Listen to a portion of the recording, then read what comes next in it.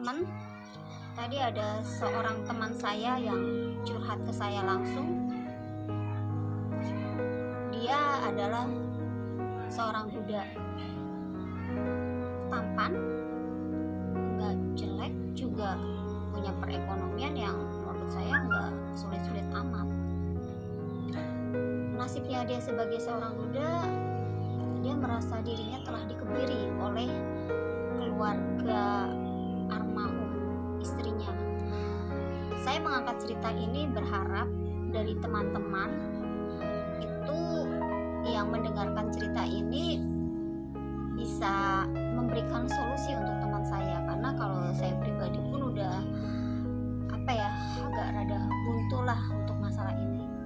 Jadi ceritanya itu teman saya, sebut saja namanya Andre. Andre ini tamatan sarjana pendidikan ya, kebetulan dia sebagai seorang guru, tapi jangan dipandang gurunya. Kalau guru itu nggak harus selalu identik susah, tapi beliau nggak terlalu. Nah, beliau ini menikah dengan seorang kekasihnya. Istrinya punya 2 anak, laki-laki dan perempuan. Terlihat sangat bahagia. Setiap ujian dalam rumah tangga pasti ada. Begitu pula dengan teman saya, si Andri ini, sebut saja namanya. Itu istrinya terkena penyakit diabetes. Sampai akhirnya beliau meninggal dan meninggalkan masalah yang berdampak pada teman saya itu. Masalahnya apa?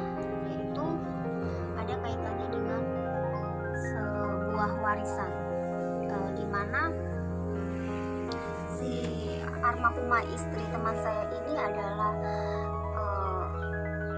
beberapa bersaudara ya. Nah, kebetulan dapat warisan tanahnya itu masih namanya sama gitu, belum dipecah. Dan suaminya maksudnya teman saya atau suaminya almarhum itu kan membangun kontrakan sebanyak 8 unit, termasuk rumah yang ditempati sendiri, itu dari hasil kerja bersama. Nah, ya setelah istrinya meninggal, beliau ingin menikah lagi nih, teman saya ingin menikah lagi, tapi ada syaratnya itu, kalau teman saya itu menikah maka itu nggak dapat apa-apa, anak-anaknya itu yang 2, jadi itu adalah jadi balik haknya ke kakak-kakak iparnya itu. Nah, di sisi lain dia mempertahankan itu adalah hak anak-anaknya kayak gitu. Jadi dia bingung nih, pengen nikah lagi tuh,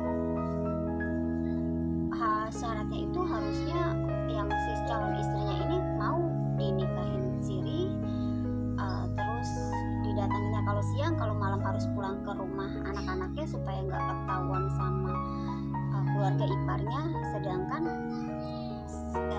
zaman gini loh, istri mana ada yang mau di seperti itu kan, pasti kan pengennya maunya kalau malam bareng gitu. Nah, menurut teman-teman nih, solusinya tuh harus seperti apa gitu.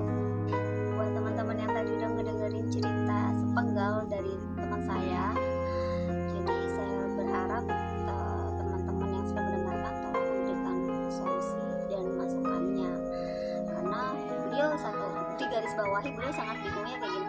Dia ingin bahagia, ingin bisa menikah, tapi kalau dia menikah, anak-anaknya jadi tidak bahagia karena tidak mendapatkan haknya yang itu tadinya adalah warisan dari almarhumah ibunya kayak gitu.